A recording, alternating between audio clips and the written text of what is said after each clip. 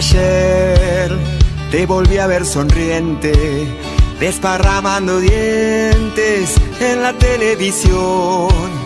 En mi opinión, la cosa no es para risa. Si estamos en la cornisa, vos sos el empujón. Señor, usted juro, promete según sus creencias decir verdad de todo cuanto supiere y le fuere preguntado. Sí, juro. ¿Me puede decir su nombre y apellidos completos? Celia Alicia Galeano. Su nacionalidad. Argentina. Profesión. Empleada. Estado civil. Casada. Señora Galeano, se encuentran imputados en el presente juicio Roberto Armando Balmaceda, Leopoldo Luis Baume, Rubén Alfredo Boa, Raúl Carvalho, Héctor Horacio Carrera, Jorge Héctor Bacuale, Miguel Osvaldo Echecolás, Roberto Armando Félix, Ricardo Armando Fernández, Ricardo Juan García, Rodolfo Enrique Godoy, Emilio Alberto Herrero Anzoera, Carlos del Señor Hidalgo Garzón, Alejandro Alberto Menichín, Juan Carlos Ojeda, Carlos María Romero Pavón, Jaime Lamores Mart, Juan María Torino y Jorge Héctor Vidal. Con respecto a estas personas que le acabo de mencionar, ¿es usted amiga, creadora, deudora? ¿Tiene alguna relación de parentesco? ¿De algún modo los conoce o está interesado en el desarrollo del presente juicio? Ninguna. Señora, su testimonio ha sido ofrecido por la CODECET. Entonces, se le voy a pasar la palabra al doctor María y al doctor Palacio.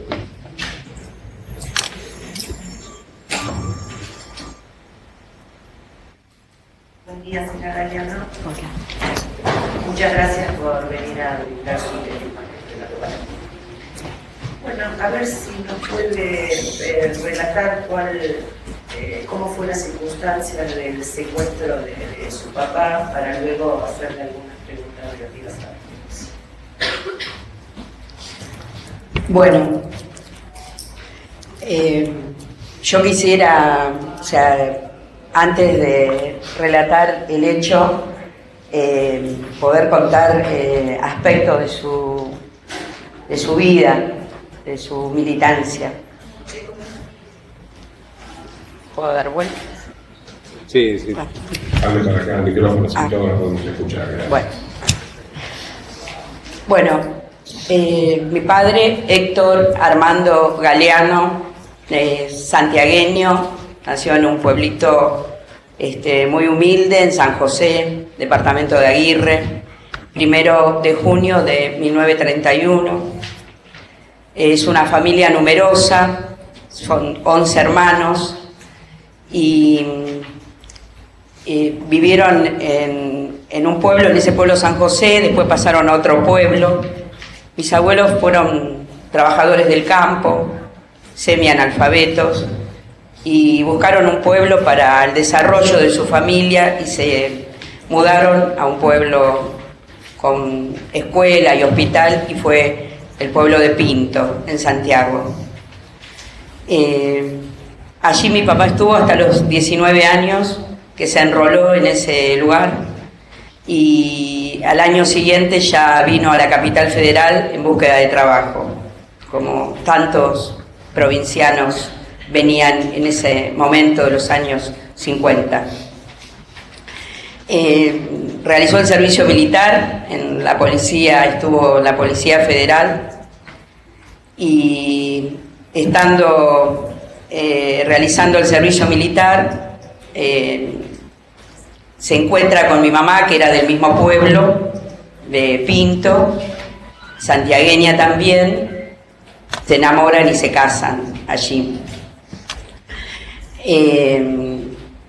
Vivieron en capital, en diferentes pensiones, conventillos, inquilinatos, y en el año 55 vienen a un barrio obrero, Villa Constructora, en La Matanza.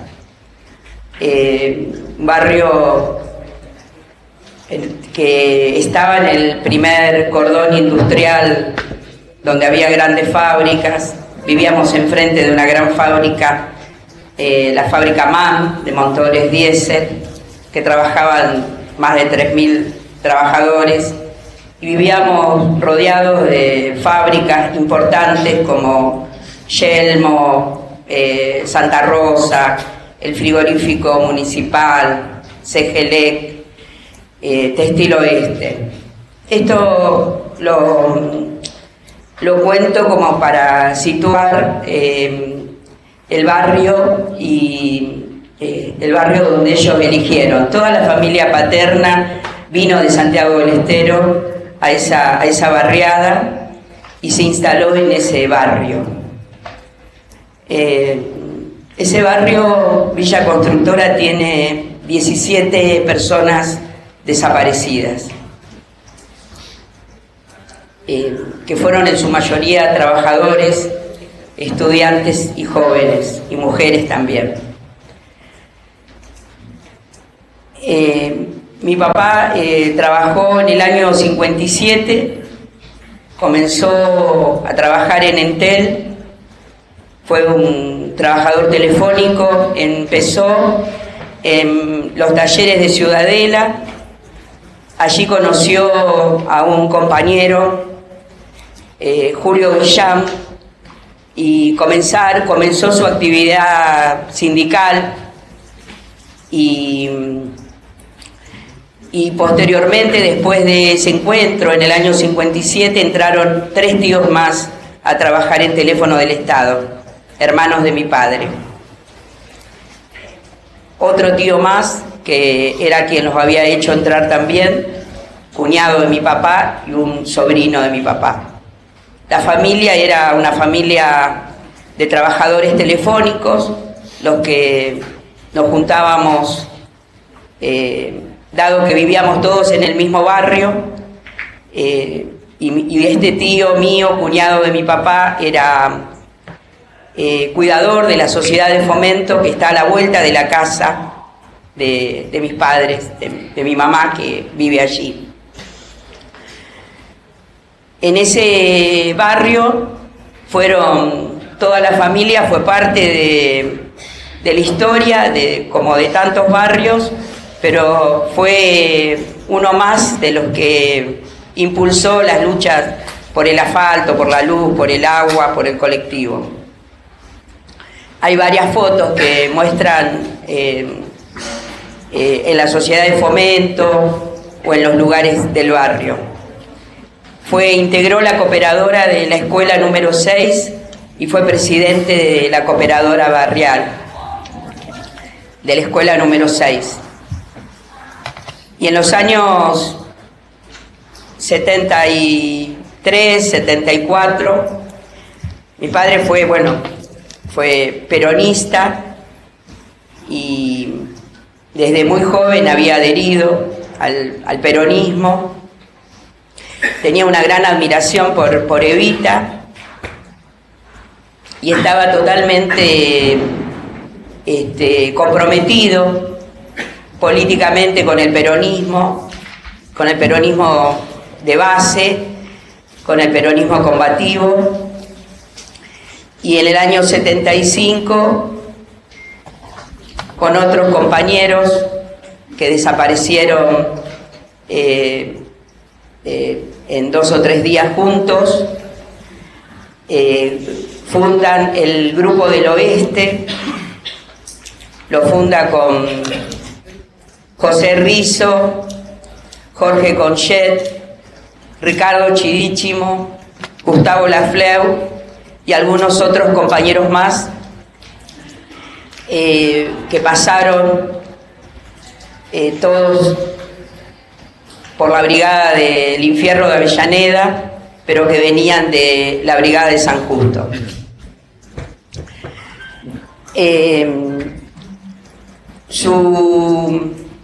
Él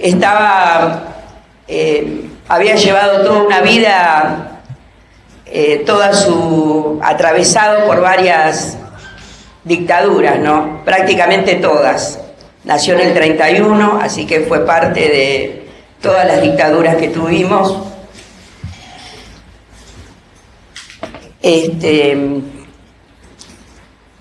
en los momentos que más recuerdo de lo que puedo hablar en este tribunal, que siento que, bueno, hoy es el día que puedo hablar la palabra oficial y que puedo decir lo que recuerdo y lo que viví y lo que sé. Los años que más fueron difíciles para nosotros fue los años previos al golpe, al 24 de marzo del 76, y los años posteriores. Los años 74 y 75 fueron de varias mudanzas, que volvíamos después a la casa familiar, y de varios lugares donde por situación de seguridad estábamos en casas de familiares y volvíamos. Y bueno, todo eso también con mi madre, que bueno, hoy debería estar aquí también. En el día de ayer la internamos, está ahora en terapia intensiva, está grave.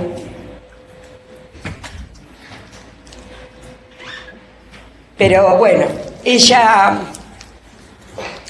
mi mamá es jubilada municipal, trabajadora del Policlínico de San Justo, que está frente a la comisaría, a la vuelta de la brigada, así que fue una trabajadora municipal de La Matanza, ya jubilada.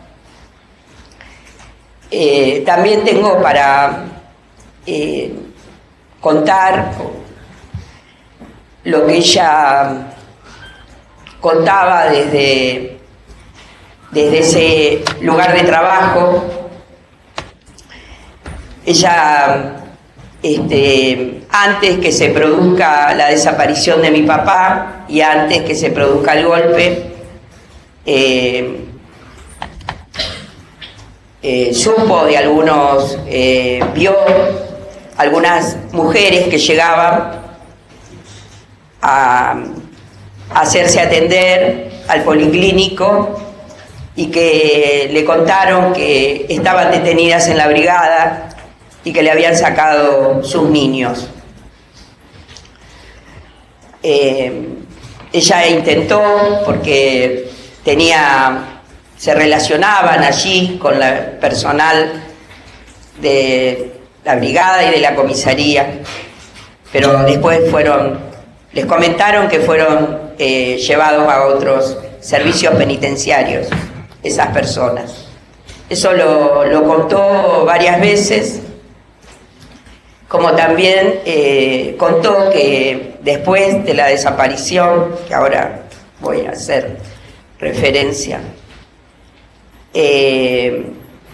ella tenía mucho miedo a un médico que trabajaba en el hospital, en el policlínico, que ella no sabía que era médico de la policía, que se enteró posterior y que otros compañeros le avisaron.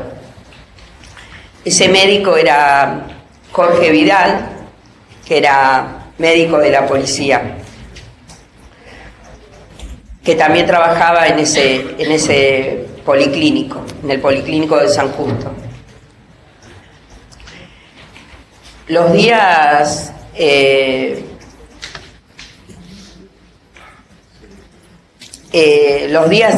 vividos antes de la desaparición, bueno, voy a hacer referencia a un caso.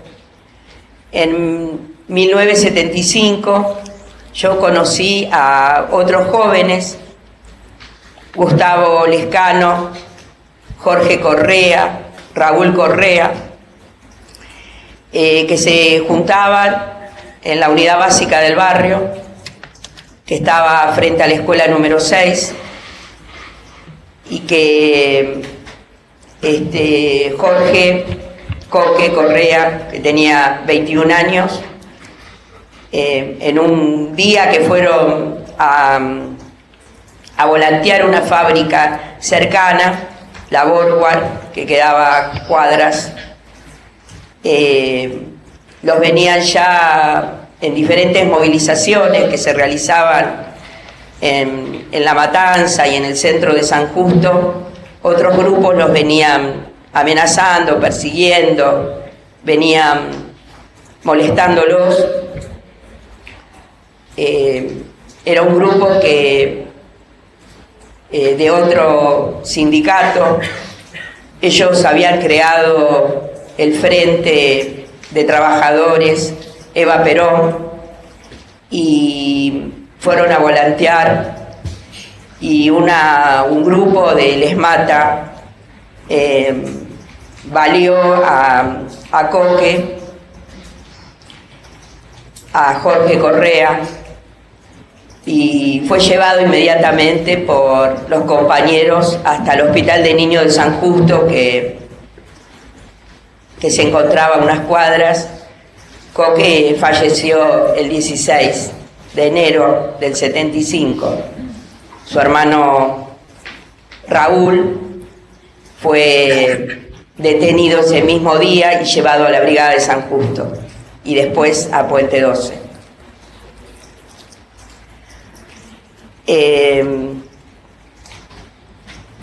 Días antes del 17 de noviembre, en un domingo familiar, que ya estaba, mi papá nos reunió, así después de una sobremesa, y nos contó que se estaban llevando compañeros que se habían llevado hace unas semanas a compañeras y compañeros que militaban con ellos.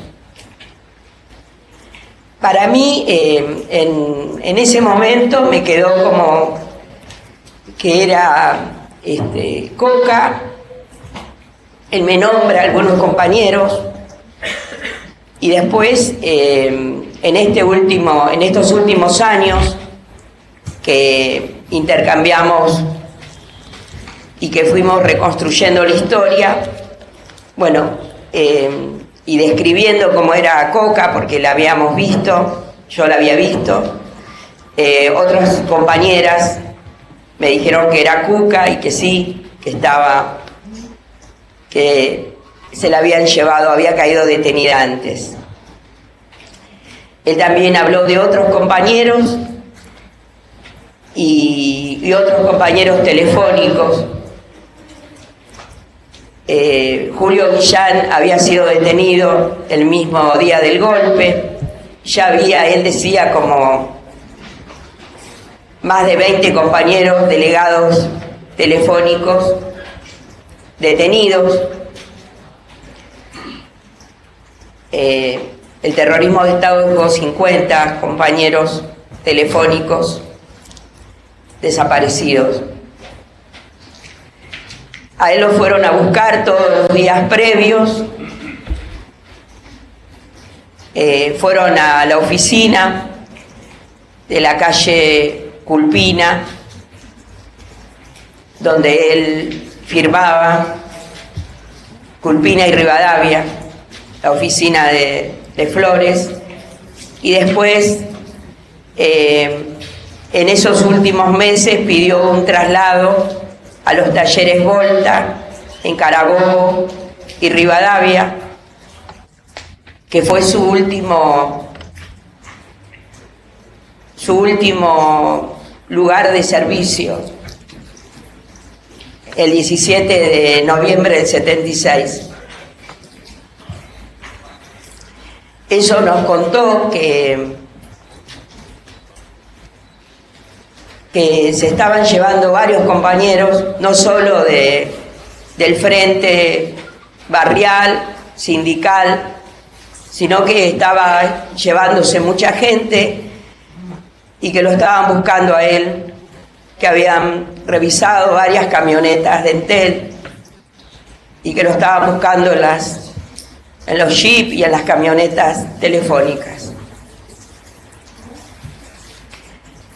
Él manifestó que, bueno, que no se iba a ir, que todos o algunos compañeros, y él manifestó que se quería quedar con la familia. Nosotros, bueno, éramos en ese momento 4 hermanos: mi mamá, Dominga Celia Vélez, mi hermana Ana María Galeano, Estela Edith Galeano, César Héctor Galeano, que está fallecido, y hace 5 años aproximadamente conocí a un nuevo hijo de mi papá, extramatrimonial, Héctor Guillermo Galeano, que sería el más chico que yo. Ese día se realizaba una misa en la capilla Nuestra Señora de Luján, en la calle Derqui, a 6 cuadras de nuestro domicilio. Se hacía por un aniversario de mi abuela paterna, Elena Silva, santiagueña, que había fallecido. Toda la familia Galeano vivía en ese barrio y se había pedido en ese lugar una misa. Mi papá debía llegar de Flores con la línea 49 y llegar directo hacia la capilla. Él no llega a la capilla, se retrasa. Al bajar del colectivo a 2 cuadras, camino de Cintura y Peribebuy, lo esperaba un perrito que teníamos.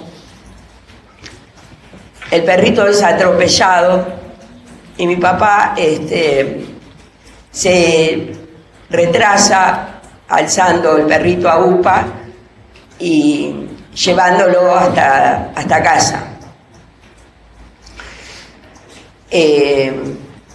Allí se da cuenta y cuando se prepara para ir hacia la misa, el perrito muere. Nosotros ya estábamos volviendo de la misa. Bueno, eso fue un momento de gran tristeza porque eso nadie, quedamos todos casi silenciados, silencio, y nadie hablaba. Estela había tenido crisis. Estela, mi hermana, sufre ataques de epilepsia. Ese día había tenido un ataque, que era atendida por enfermeras del barrio y por nosotros, que la sosteníamos para que no se golpee. Así que había sido medicada y estaba en cama con su niña, Griselda, de 1 año y medio. Y tenía una bebé internada, en Casa Cuna, Estela Maris. Eso también, mi papá estaba muy afligido esos días. La bebé, Estelita, había nacido con hidrocefalia y su diagnóstico era muy severo, muy grave. nos turnábamos en la familia para ir a llevar las cosas, porque estaba en una sala especial de bebé y nos turnábamos la familia para acercar. Estela casi no podía atender a Estelita. Ese día se cenó lo que había y no se leyó, mi papá no leyó ni el diario, nada. Y nos acostábamos temprano porque al otro día se levantaban temprano para ir a trabajar. Y no más de las 10:30 ya estábamos todos en la casa descansando. Ese día se había quedado mi hermana Ana María y su hija María Gabriela, mi sobrina, que vivían. Ana María estaba casada, vivía en Villa Madero, en otro lugar, y se hizo tarde. Y estábamos muy apenados y veníamos muy así golpeados por lo que nos estaba pasando. Y también se quedó una tía, hermana de mi mamá, Esther Pineda, y mi prima Sandra Pineda. La casa es una casa que está tal cual, es una casa, tiene un techo de material, tiene un comedor cocina amplio. Allí se cambió para dormir, dado que había más familia. Mi hermano y yo dormimos en la cocina comedor, en un sillón que se abría, y dormimos mi hermano César y yo en una cama arriba y otra abajo. En la otra habitación que era nuestra habitación, estaba Estela con Griselda, Ana María con María Gabriela. Había más habitaciones en el fondo, divididos por un patio, que siguen estando esas habitaciones en la casa. Ahí estaba mi tía y mi prima. A las 11:30 de la noche se escucharon unos golpes, unos ruidos, unas frenadas de auto, y entraron por el pasillo. La casa tiene, el comedor cocina tiene salida a la calle, y la habitación de mis padres tiene una ventana a la calle, y al lado está un pasillo más o menos de 10-12 metros hasta el patio. Allí tiraron abajo la puerta del pasillo, se escuchó, y en segundos tiraron abajo la puerta de la cocina comedor, que era una puerta alta de vidrios y madera. La sacaron, la arrancaron. Mi papá se levantó, miró por entre la persiana y dijo: es para mí, dijo 2-3 veces. Me vienen a buscar. Allí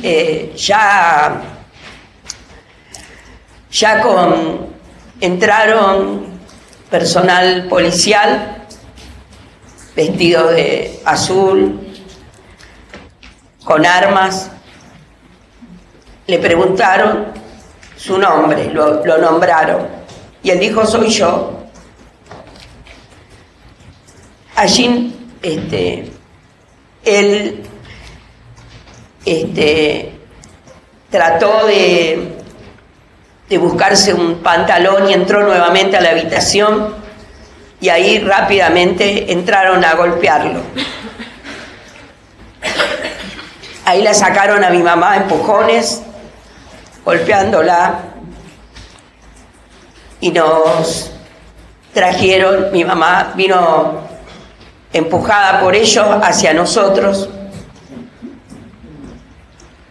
Yo tenía 16 años, mi hermano César 17. Mi mamá vino hacia nosotros y quiso llegar hasta la otra puerta, que estaban mis hermanas y mis sobrinas. Ahí nos llevaron empujándonos y apuntándonos con armas. Nos llevaron hacia un hall y hacia un baño que hay, que está así todavía la casa. Se quedaron en la puerta de la habitación donde estaban mis hermanas.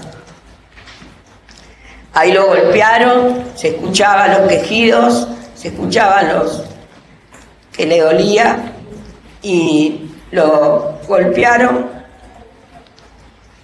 y alcanzamos a ver cuando lo sacaron.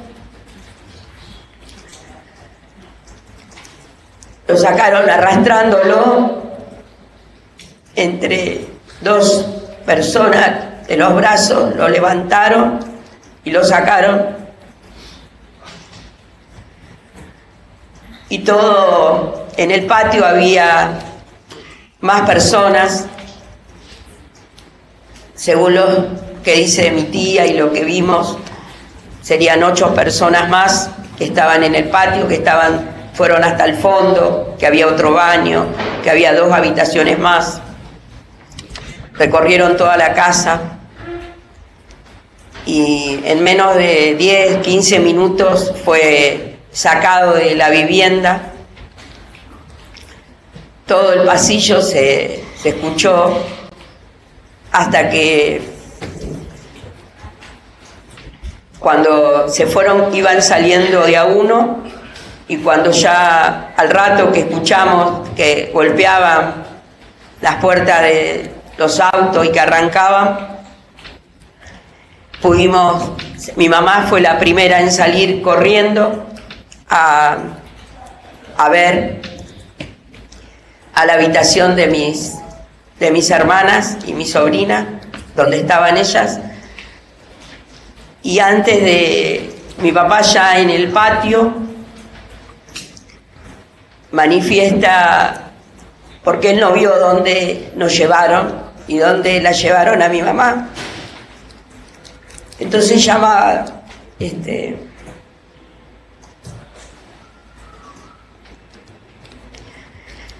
llamó 2 veces: Dominga, Dominga.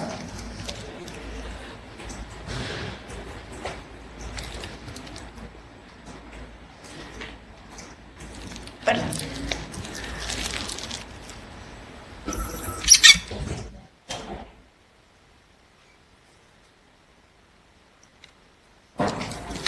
Fueron las palabras.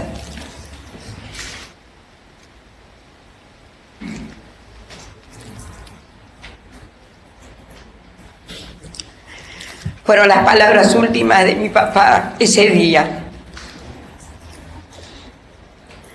Cuando salimos al pasillo, estaban los vecinos en la puerta, unos vecinos que vivían hace muchos años. Don Coco Perrota, familia Perrota, trabajadores del neumático, era camionero, tenía un camión de Firestone, y doña Vita, trabajadora metalúrgica. En la esquina estaba el gallego Taboada, mirando por la ventana, compañero metalúrgico. Salimos hasta la esquina y nos contaron que eran 3 autos, 3 Falcon, y que había un Jeep verde que estaba más adelante. En la esquina estaba una vecina que no le creyeron, venía de estudiar y no le creyeron que vivía ahí, y la hicieron dar vuelta. Ella contó que iba descalzo y que le llevaban ropa de él o llevaban algo de él, y que pudo ver que llevaban un maletín negro.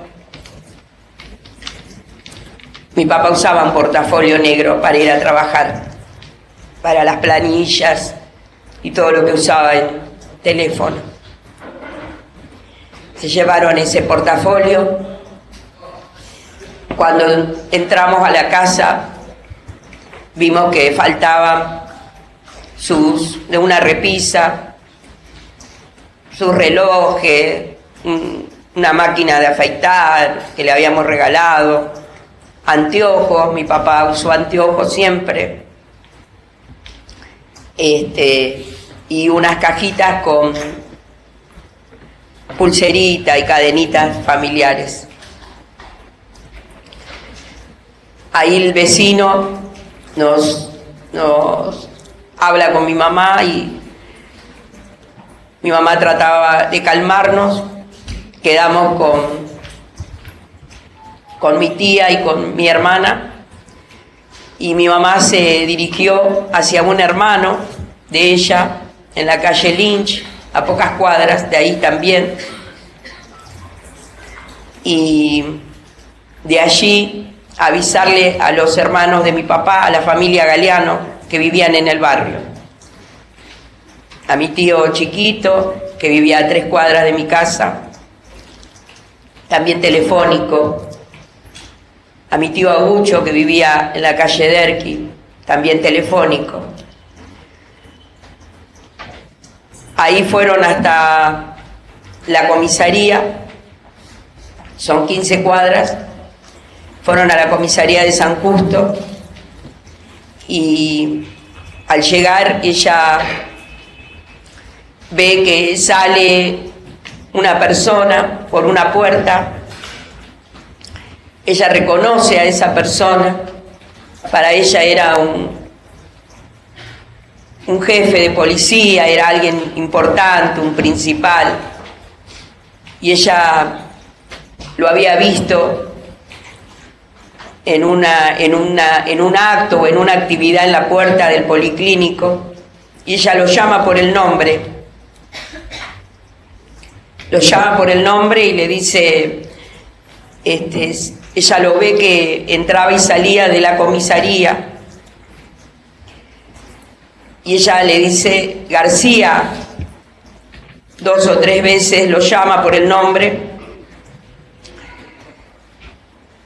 Dice que entraba y salía rápido y que que la miró así, pero como que no la vio, y después entró y no salió más hasta que ella se fue.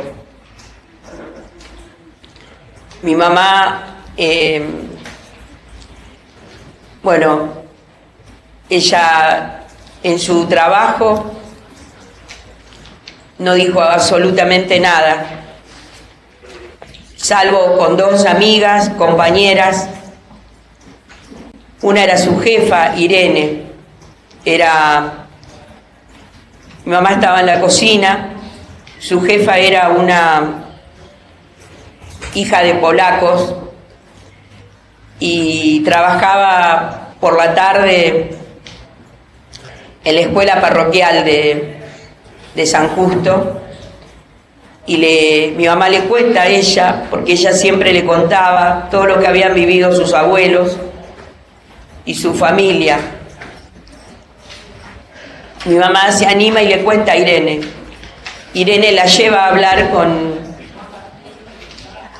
el obispo enfrente. El obispo Carrera estaba en ese momento. Carrera la derivó para que hable con el secretario. Ahí, después de varias charlas con el secretario de la iglesia, a los pocos días mi mamá nos dice que tenemos que acompañarla al regimiento de Ciudadela, que ahí nos iban a dar información si estaba ahí o estaba en algún servicio penitenciario, en alguna cárcel. Allí, cuando llegamos, habremos ido unas 4 o 5 veces, derivados por la iglesia. Ahí ella se encuentra con otras personas que también estaban buscando a familias que estaban detenidas o desaparecidas, no se sabía, había más gente ahí. Ahí yo fui con mi mamá y mi hermano César. El 29 de diciembre fallece mi sobrinita, Estela Maris, y la velamos en la casa, en nuestra casa.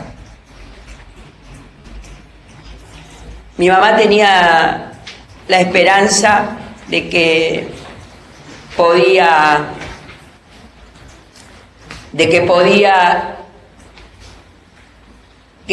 saber y que podían traerlo a él. Mi papá tenía su hija preferida era Estela, fue Estela, por su problema de salud mental, y estaba muy triste por ese hijita de Estela. Ahí nosotros la velamos en la casa en Peribebuy, y vinieron los vecinos de siempre que conocían a ellos de toda la vida. Mis tíos pasaron un rato, todos estaban con temor por su trabajo. Después nos fuimos enterando que fueron perseguidos también y que fueron muy maltratados. Y después de ese día del velatorio, pasado unos días, fuimos en enero nomás, vinimos a la unidad 9 sin resultado de encontrarlo, y después mi mamá fue a Sierra Chica, tampoco, sin resultados. Había un abogado en el barrio, el doctor Orlan, quien hizo la mayoría de los habeas corpus presentados por mi mamá. No quería saber nada, el abogado era un muchacho joven y no quería tomarle los casos. Y recuerdo que ese diciembre mi mamá cobró todo el aguinaldo y le llevó. Y cuando llegó a la oficina se encontró con otros vecinos que estaban pidiéndole al doctor Orlan que le haga los habeas corpus. Él comenzó a hacerlos. La mayoría de los habeas corpus en determinados años los hizo él, y le ayudó a mi mamá y a otros cuando eran varios en el barrio que acudían a ese abogado.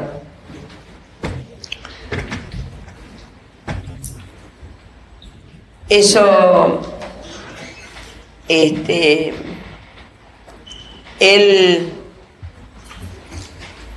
yo no sé si sabía él que esto podía pasar.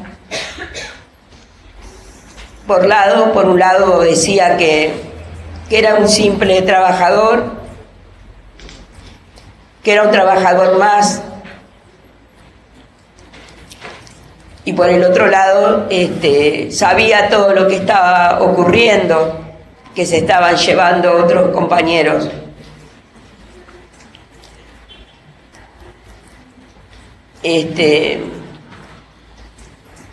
Mi mamá un día yéndola a buscar al policlínico, escucho que ya había pasado más de 1 año y medio y escucho que le decía a una compañera en la escalera del hospital que había estado hasta tarde mirando la tele con mi papá. Ahí yo comprendí que el miedo que ella tenía. Mi mamá es una mujer fuerte y me costaba creer que ella dijera eso, pero después, al tiempo, entendí, estaba al lado del Palacio Municipal, frente a la comisaría, y bueno, al tiempo comprendí. Después ella fue comentándole a los demás compañeros, pasado el tiempo.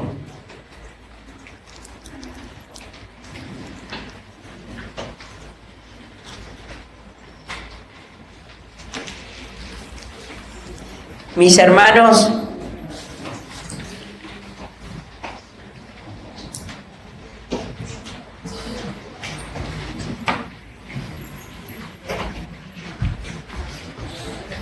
perdón.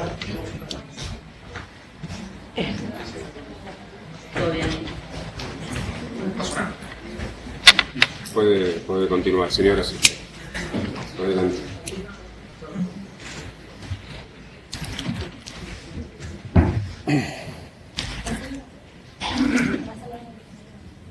Perdón. ¿Quiere? No. ¿Está en condiciones de descansar un poco? Sí. Me entero, creo que es en diciembre del 2011, ahí una semana antes de Navidad, nos invitan a me llaman por teléfono una compañera que la conocimos que estuvo como directora de Derechos Humanos. Después me llama el director de Derechos Humanos de La Matanza, Miguel Rocha, y así ese mismo día me llamaron varias compañeras que las conocía de La Matanza, de los organismos, y nos invitan a una reunión que se iba a hacer al día siguiente en la descentralizada de Ramos Mejía. Es una oficina nueva, municipal, y yo ese día acudí a esa reunión que se hizo por la tarde, y en esa reunión, cuando llegué, me encontré con varias compañeras, hoy compañeras, pero era un grupo de hijas que también habíamos sido convocadas, y allí conocí a la compañera Nilda Eloy, que es una de las personas más importantes, que reconozco que Nilda fue quien, a partir de unas hijas que fueron a hacer unos trámites aquí en La Plata, acá en la ciudad de La Plata, Nilda escuchó unos apellidos y se acercó a ese puñado de hijas que venían de La Matanza y le manifestó que ella había estado en el infierno de Avellaneda y que fines del 76, había visto, había compartido allí con un grupo de delegados gremiales, activistas, y que habían estado y que venían de la Brigada de San Justo, que llegaron los primeros días de diciembre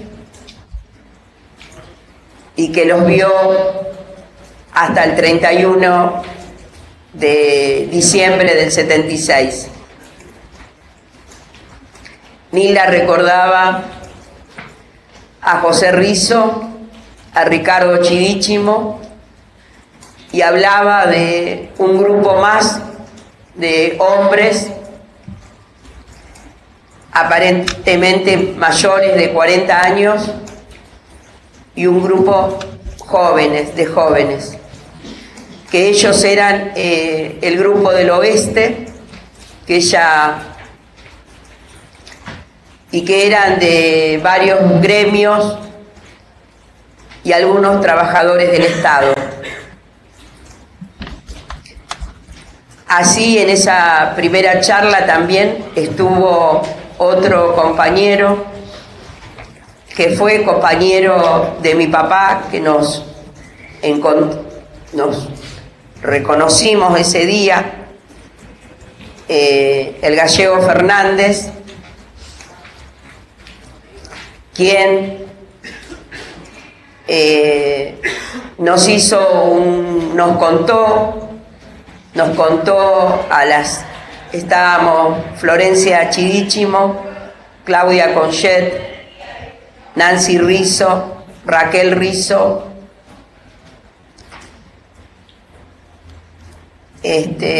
por ahí me olvido de alguien más, estaba,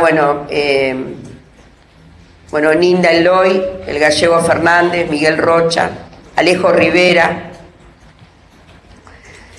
la mamá de Nancy y la mamá de Claudia.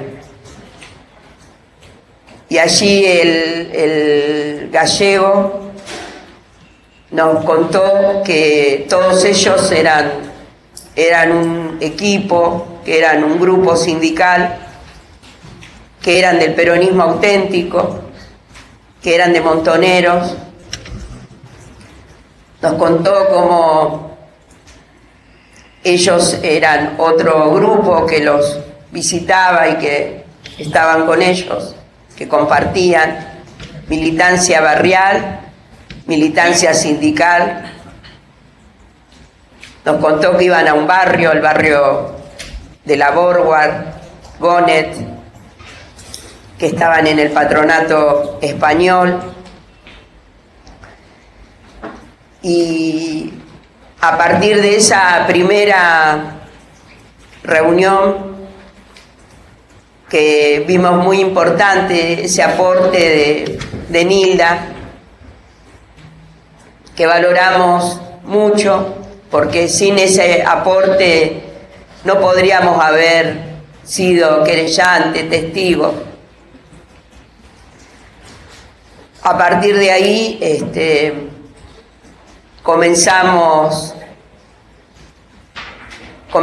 tuvimos el primer objetivo de poder querellar y ser testigo. O sea, el testimonio de la compañera Nilda Eloy y los otros que se sumaron porque conocían a nuestros padres, fue para nosotros muy valioso para armar este rompecabezas que no habíamos podido. Muchos años sin saber absolutamente nada, y muchos años que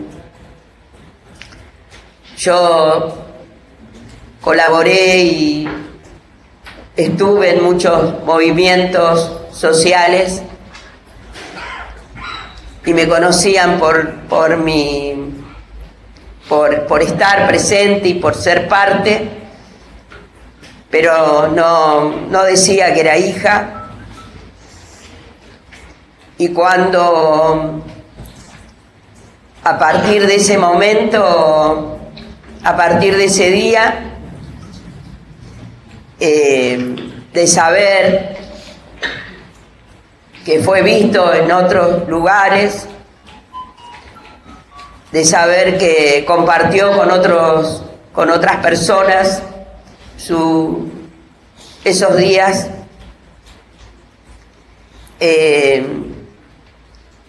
y por todo lo que desde el grupo de hijas y desde el grupo de hijos La Matanza, que nos fuimos juntando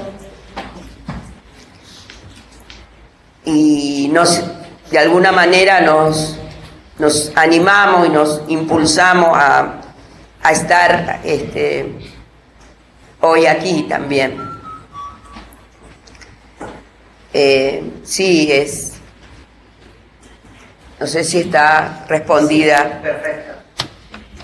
Yo al comienzo de su testimonio dijo que en el barrio Villa Constructora había 17 desaparecidos. ¿Recuerda alguno de los nombres de estas personas? Gustavo Lescano, Roberto Albornoz, García,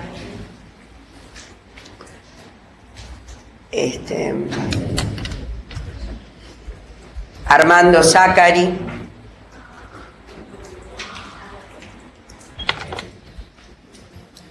Rosa Oberti,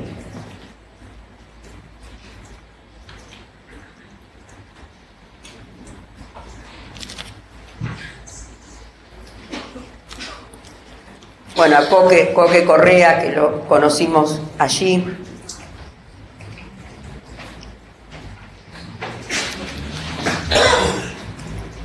Si no recuerdo. ¿Nos podría decir exactamente el domicilio de donde fue secuestrado su padre? Peribebuy, 3375, San Justo, entre Pampa y Zarratea.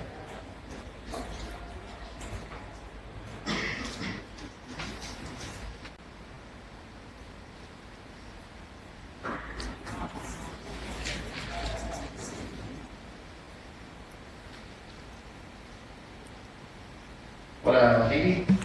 Dice Lili, ¿no? También. No, una pregunta nada más.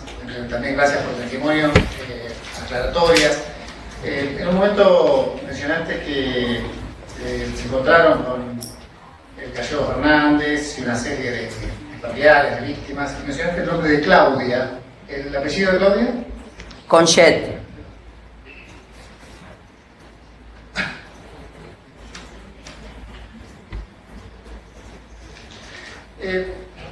Mencionaste en un momento que tu madre trabajaba en el Policlínico San Justo. Sí. En un momento te comentó haber escuchado en ese tiempo la circulación así asiva de una cochería de la zona.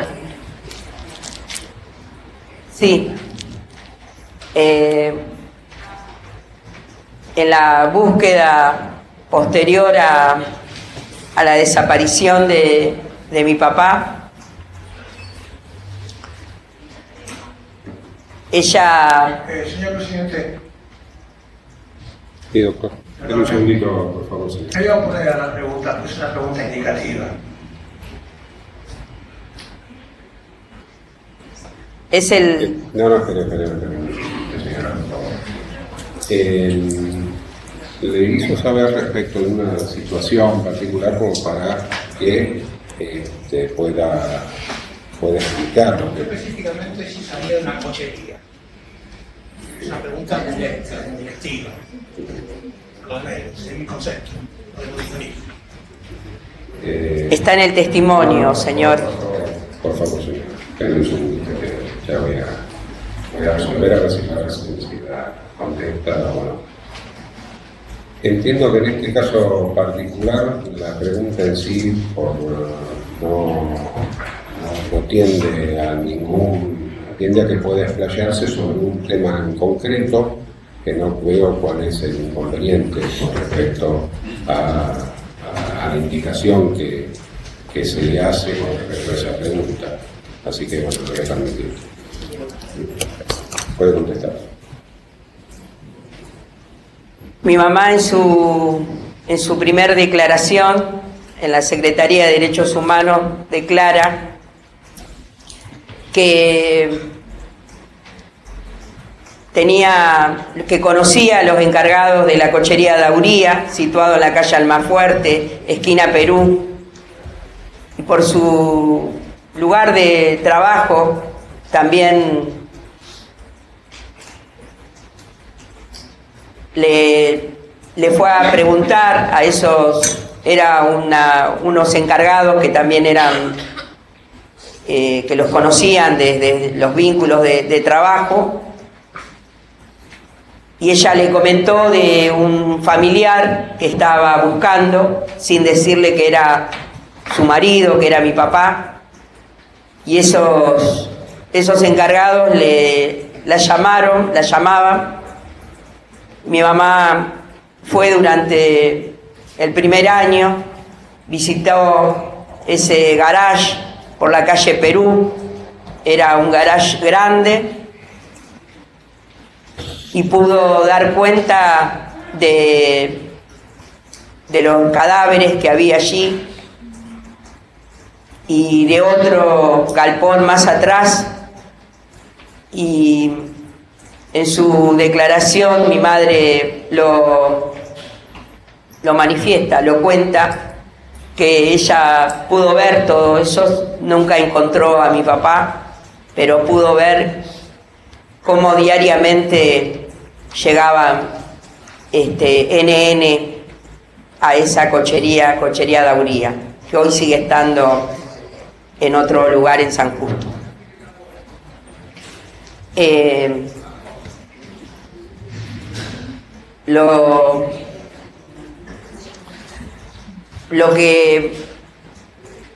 Lo que me parece que yo me siento más allá de este momento de estar aquí. Recién también dije que no podría haber sido, no llegué sola hasta aquí. Llegué en esta búsqueda permanente. No nos fue fácil, vivimos en varios lugares. No fue fácil para mi madre, tampoco para mí y para ninguno de mis hermanos. Un poco hoy, quizás que es un día con una fecha importante, y sin mencionar ningún partidismo, pero sí leal, dar un testimonio, que es lo que me corresponde. Siento que tengo que decir quién fue mi papá, que fue un provinciano, que fue un santiagueño, que fue un trabajador telefónico, que fue un militante barrial, que se abrazó a una bandera, a una causa, que fue padre, hermano, que trajo a su familia de Santiago, que entraron y estaban orgullosos de ser telefónicos, que peleó por una causa justa, por lo que creían, que fue parte del movimiento obrero, y que todo eso que ellos decían después se vino todo el desastre que vino de ajuste y privatización en el país, y que ellos fueron parte de esa de esa Argentina, de esos hombres, mujeres, jóvenes, niños. Hoy no los veo ahí ni por la tele a los imputados, pero bueno, son ellos los que están imputados, son ellos los que están acusados. Nosotros estamos aquí contando quiénes eran, ¿no?, estos hombres. Aparte, no, eran personas. Mi papá era hincha de San Lorenzo, miraba el partido, toda su familia era hincha de San Lorenzo. Y mi hermano, que conocí hace 5 años, guarda una bandera de San Lorenzo que mi papá le había llevado. Y que no tuve dudas que era mi hermano. Lo que manifiesto es que estoy aquí por decisión propia y también por decisión colectiva de mis compañeros de la organización a la cual integro, Hijos La Matanza, que me han acompañado hasta este momento y que nos estamos acompañando también a otros compañeros que integran la Mesa de la Memoria y que hemos realizado en La Matanza. No se habían bajado los cuadros, si bien había otras organizaciones muy importantes que defendieron los derechos humanos. Desde hace poco tiempo estamos y valoramos estar aquí, que después de 42 años podamos estar aquí con las organizaciones que estamos, con el CODECER, con las demás, todos los grupos, Justicia Ya, con las compañeras que llegaron y sin conocernos pusieron todo para llegar a este momento. Ellos digo, los imputados, que no los veo, perdón si no los veo en la pantalla, pero bueno, son los acusados por todo lo que han realizado y por todo lo que se vino diciendo en este juicio y en todos los juicios. La justicia ha venido siendo contemplativa, hoy gozan mucho de esa medida en sus domicilios, mientras que todos nuestros familiares no están, y no están los 30.000 compañeros, y que ojalá podamos seguir, que continúen los juicios y ojalá puedan ellos saber que están imputados por delitos de lesa humanidad, por desaparecedores de personas, por torturadores, por apropiarse de niños, por asesinatos de tantas personas, porque es mínimo los cuerpos que se han encontrado. Es nada. En La Matanza hay casi 500 personas desaparecidas y es muy poco los que se han restituido. Del grupo del oeste y de Hijos, y solo José Rizo fue encontrado sus restos, y un puñado más que no deben superar los 20. Yo hoy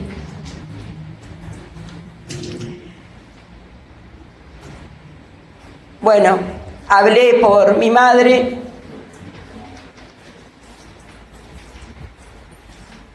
por mis hermanos, por mi hermano César, que no pudo estar aquí porque falleció y no pudo ver este momento de justicia, de que nos escuchen aquí. También estoy aquí por mi familia paterna, por todos mis tíos que no pudieron venir, que algunos ya no están.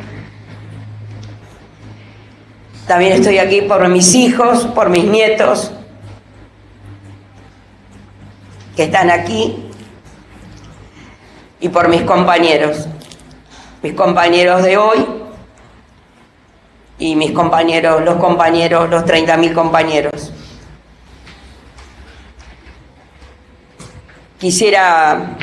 Me gustaría que se hiciera justicia, que continúen con cárcel común y que no estén paseando los perros en las plazas o violando las domiciliarias.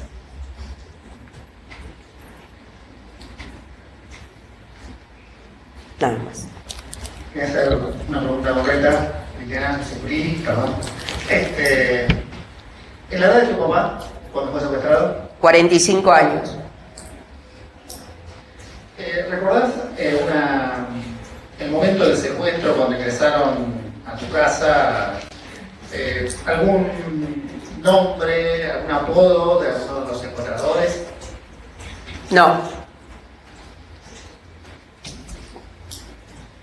Gracias. Gracias. Doctor,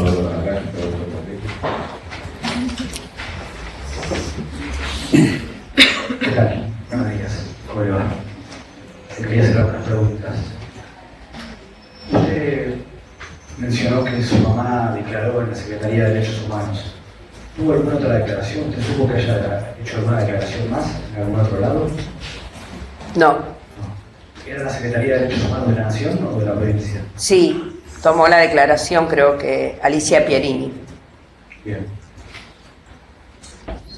Usted dijo que su mamá le comentó que en el policlínico municipal donde trabajaba ella había un doctor de nombre Jorge Vidal. Y si yo no le entendí mal, usted dijo que su mamá le comentó que le tenía miedo a ese médico. ¿Es así? ¿Le pudo comentar la razón por la que tenía ese temor?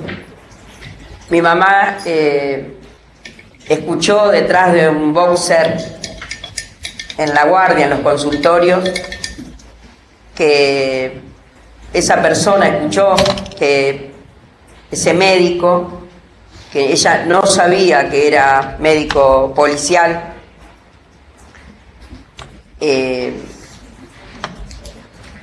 hablaba de personas detenidas y de maltratos hacia personas, y se jactaba de eso. Y ella después a otro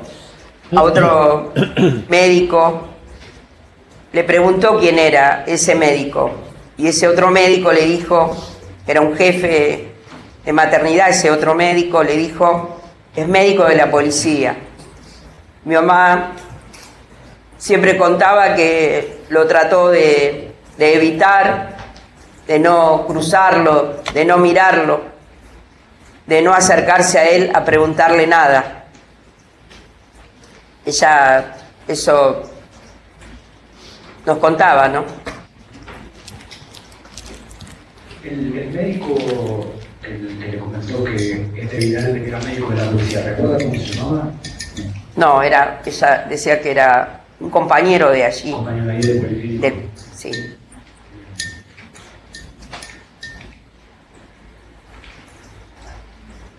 Usted mencionó que su mamá había una persona que reconocía que la policía que trabajaba en la brigada de San Justo, si no entendí mal, que conoció que se llamaba García, ¿en algún momento le contó las características físicas que podía tener esta persona?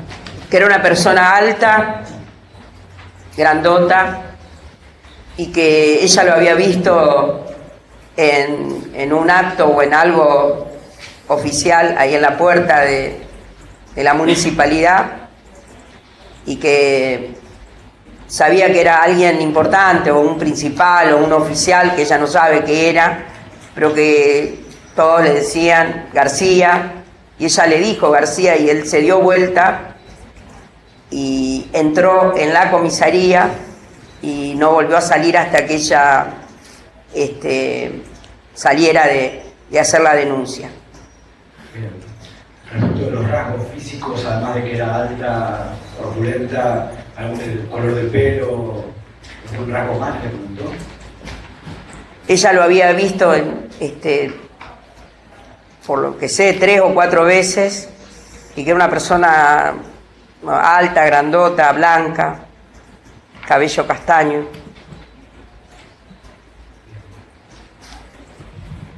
Usted hizo mención a un episodio con los hermanos Correa. Los hermanos Correa, que a uno es un tiroteo que una balacera contra él y otro grupo de militantes, entiendo que es del sindicato Esmata, que tiraban, o sea, miembros del sindicato Esmata, ellos. Ellos venían en la matanza en los años 74 y 75, había grandes movilizaciones. Todo se concentraba en la rotonda de San Justo y iban hacia la plaza de San Justo. Ya venían siendo, después que ellos, en el 75, que ya comienzan a armar el Frente de Trabajadores Eva Perón y empiezan a participar más en las actividades. Le buscaban pelea, diferentes patotas, y ellos decían que era el grupo de Esmata, que no querían que ellos se presentaran a volantear en la fábrica. Bien. Y usted contó que uno de los hermanos Correa, como consecuencia Ese mismo día, ellos fueron, todo el grupo de jóvenes, con el grupo de compañeros gremiales, a la puerta de la fábrica, y se entrecruzan con miradas y malas palabras, dicen, y salieron de un bar que hay frente a la Borguard, por la calle Marconi. Salieron y fueron directamente y le pegaron 2 balazos. Y mi papá contó que lo cargaron en una camioneta y lo llevaron hasta el hospital de niños, que estaba a un par de cuadras, y de ahí fue derivado al Posadas. Su hermano Raúl volvió a su vivienda en Tapiales y fue detenido, fue llevado a la Brigada de San Justo y luego fue llevado a Puente 12 a Cuatrerismo, creo. Vive su hermano, estuvo detenido varios años. Su compañera Nora Goldberg, creo que es, compañera de Raúl, está desaparecida. ¿Y Raúl recuperó en algún momento la libertad? Sí. ¿Y él fue quien contó que había estado en Brigada San Justo con su primera detención? Hace un año, dentro de todas las tareas y actividades que realizamos como hijos, realizamos una baldosa en la plaza de Tapiales. Nos contactamos con él y con La Matanza lo llamamos, lo localizamos en Entre Ríos, en Villaguay. Él vino a esa baldosa y nos relató esto que teníamos por la mitad nosotros. Yo los recordaba, él al pasar por casa ese mismo día, mi papá le dio un saquito, una camperita, que él hoy la tiene.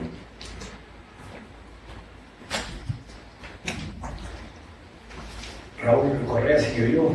Raúl Correa está vivo. Está vivo. Estuvo muchos años preso. Usted habló de que su papá le comentó previo al secuestro que venían sucediéndose una cantidad de caídas de compañeros. Y entre los compañeros que mencionó a una persona que primero identificó como Coca y luego como Cuca. Sí. ¿Sabe quién es esa persona? ¿El nombre y apellido real? No. Esto yo se lo comenté a mi compañera Nancy Rizzo, se la describí y Nancy me dijo que era Cuca y que sí, que había existido, ¿no? que daba apoyo escolar y que estaba con los niños en Tablada. Ellos vivían muy cerquita, nos dividía camino de cintura, nosotras por Peribebuy, ellas estaban para el lado del otro lado, para el lado de Tablada, y que sí, que Cuca estuvo desaparecida, pero por lo que sabemos se exilió, pero que está viva. No sé cómo, no sé el nombre, pero... ¿Y Nancy tampoco supo su nombre? No, me dijo que era Cuca y que yo se la describí y era la misma persona que yo. Y bueno, a partir de todas esas, de esos relatos nuestros, es que pudimos ir armando lo que es hijos y armando este camino, ¿no? Por eso valoro mucho la construcción que hicimos, porque nos permitió llegar aquí y conocer a todos los compañeros que hoy, a los abogados, los compañeros que ya nombré, y bueno. No, simplemente, señora, ¿nos podría mostrar la foto de Héctor a la cámara para registrarlo en el pequeño registro? Y no tengo más preguntas de experiencia. Doctora Gómez.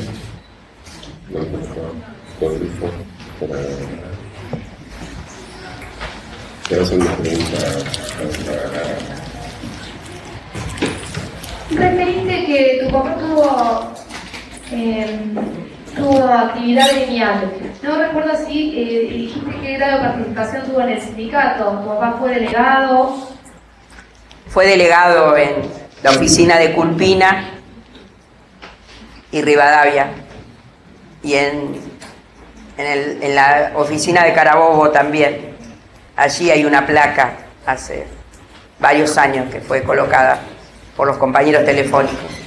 Bien, ¿y supiste qué reclamos estaban llevando adelante en el sindicato telefónico antes de su secuestro?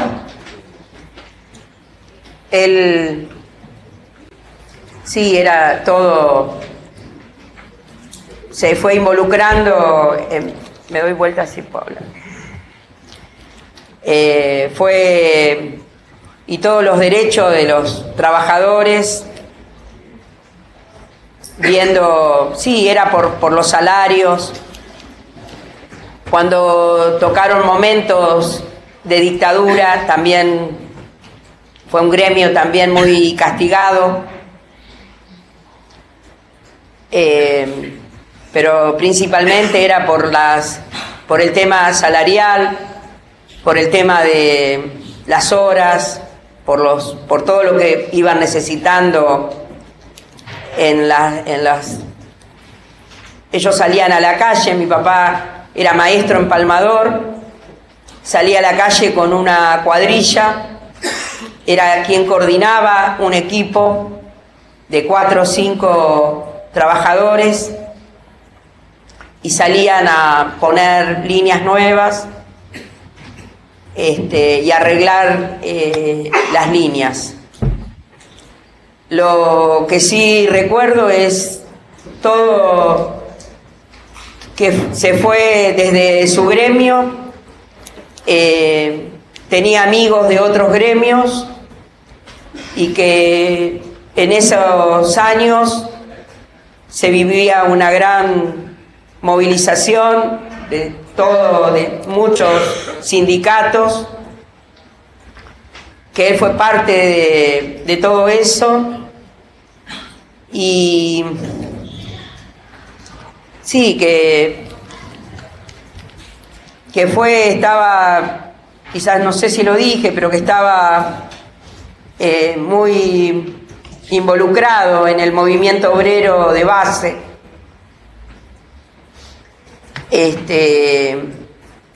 Y en sus últimos años, en unir los frentes barrial, sindical. Hay un hecho que también hoy viene a mi mente,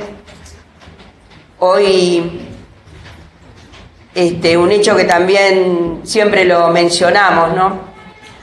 Hoy hace 53 años, un 17 de octubre, asesinan a Musi Retamari Méndez en la Plaza de San Justo. Ya en el 68, Rodolfo Walsh escribía sobre la Brigada de San Justo. Hay un artículo, el número 27, del semanario de la CGT de los argentinos, que da cuenta se llama La Sexta del Gatillo, y ya Rodolfo Walsh denunciaba el accionar de la Brigada de San Justo en las movilizaciones obreras en La Matanza.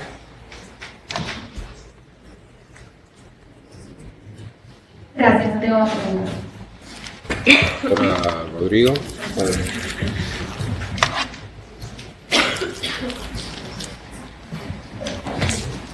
Sí, buen día, señora. Usted en su relato refirió que, además de esta situación particular de su mamá hacia el médico Vidal, que también tenía conocimiento de que había mujeres detenidas. ¿Le hizo algún otro comentario ahí? Que había mujeres que estaban en el policlínico y que habían estado detenidas o venían de Brigada de San Justo. ¿Se recuerda? Venían de Brigada de San Justo. Ella se acercó a preguntarles y les dijo que estaban detenidas allí. Al poco tiempo se enteró que ya estaban, que las habían trasladado a una cárcel, y que hace días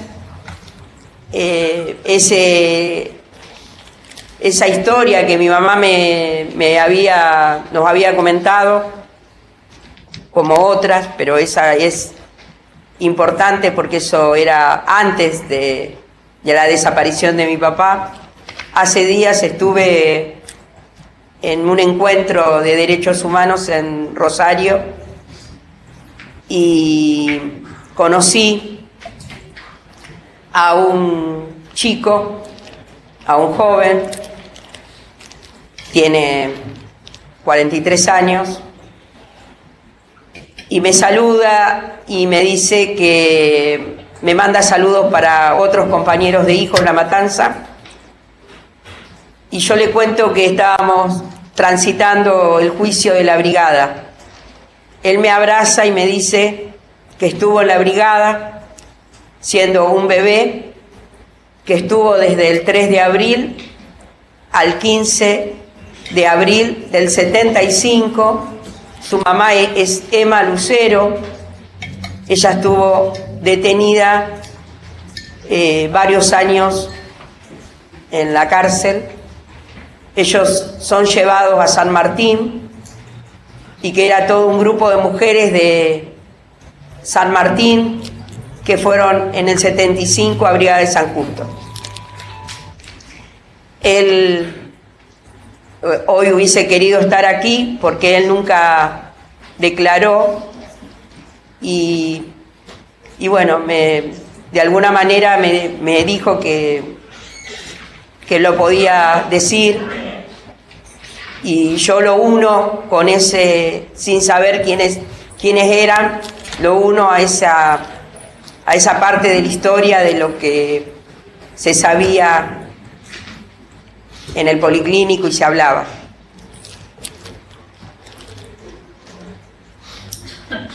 ¿Usted recuerda el nombre de ese joven que se encontró? Es Flavio y es hijo de Emma Lucero y me mandó más audios, quizás me puso el apellido, pero yo ya entraba aquí, eso fue hoy porque lo conocí hace 3 días en una actividad. Su mamá vive y su hermana retiró todos los chicos de un hogar y de un juzgado de niños de San Martín y los llevó a Rosario. Ahora vive allí, Emma vive allí. Gracias. Doctor Cementerio.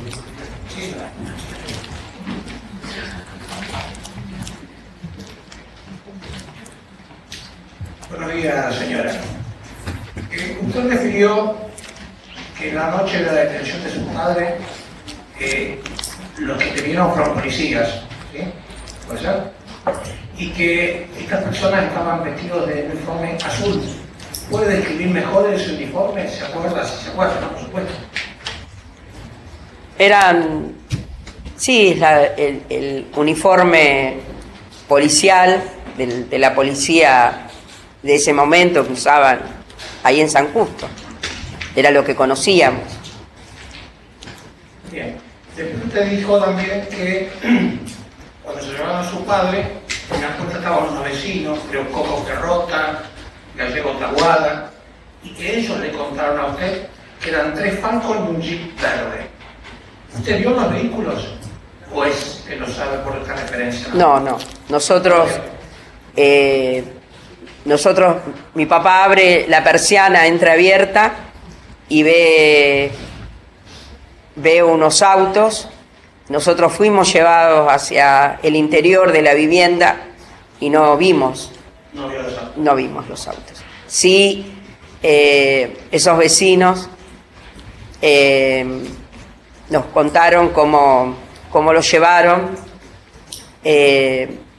Nosotros no nos dimos cuenta en ese momento del portafolio, fueron ellos. Después nos dimos cuenta cuando volvimos a entrar a la vivienda que faltaba el portafolio que él usaba y que estaba arriba de la mesa. Usted refirió también que fueron a la comisaría de San Justo. Sí. Y que su madre, al llegar, ve que sale una persona por una puerta y que la reconoce a la persona. ¿Y esta persona quién era? García. Mi madre reconoce una persona que entraba y salía mientras ella estaba apoyada en el mostrador, y ella en la segunda oportunidad que lo ve entrar y salir llevando elementos de unos sacos, ropa, ella le dice, sale afuera y lo llama.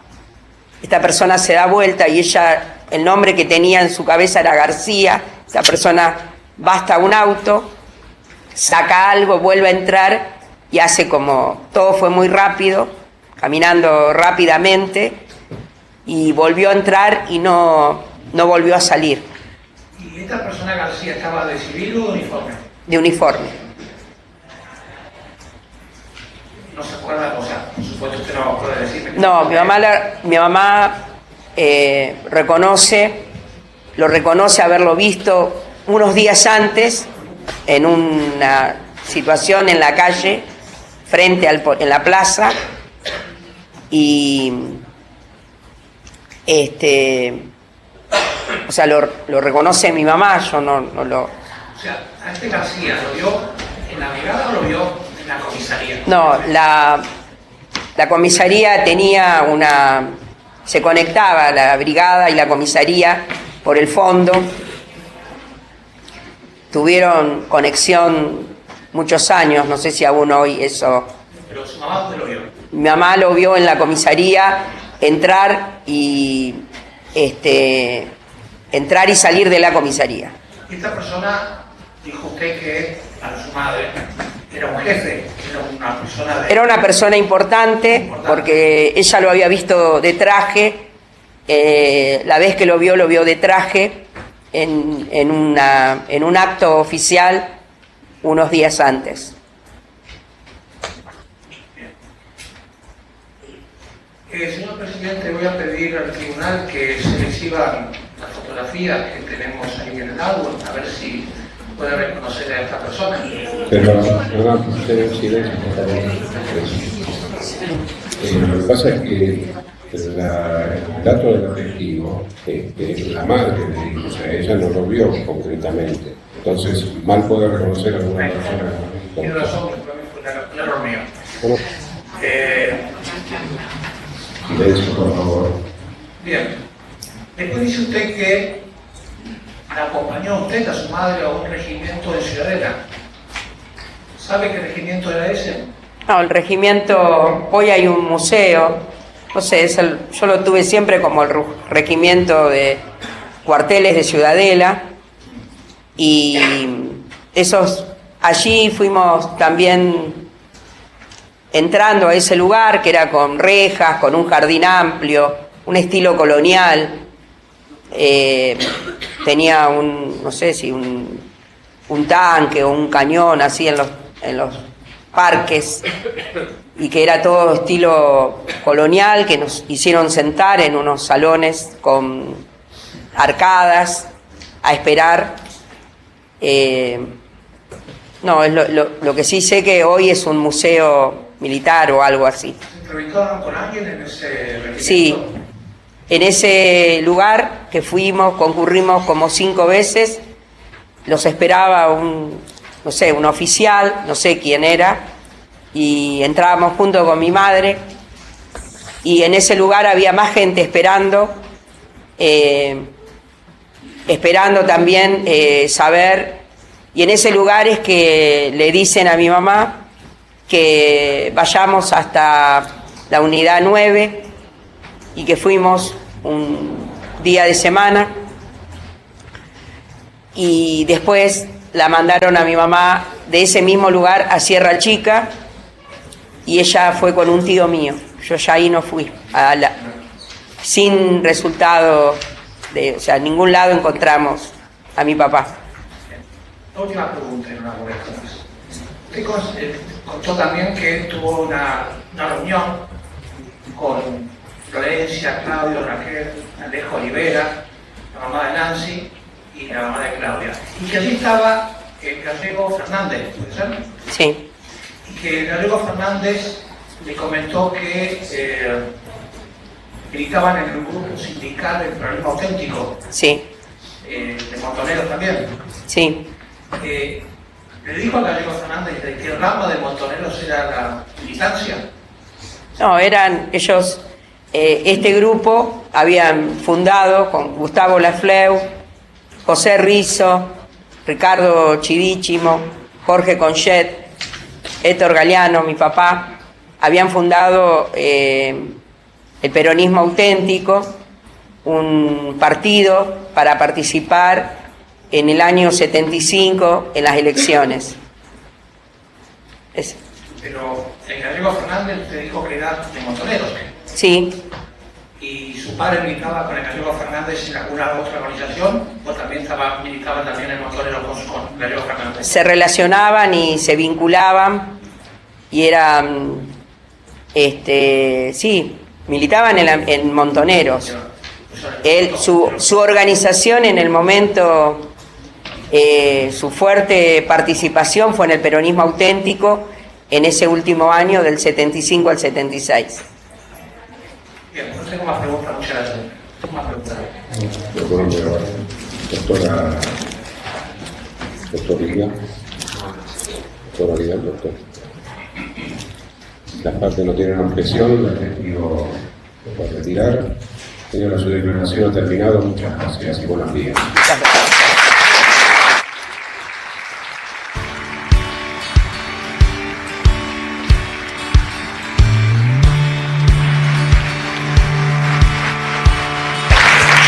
Ayer te volví a ver sonriente, desparramando dientes en la televisión.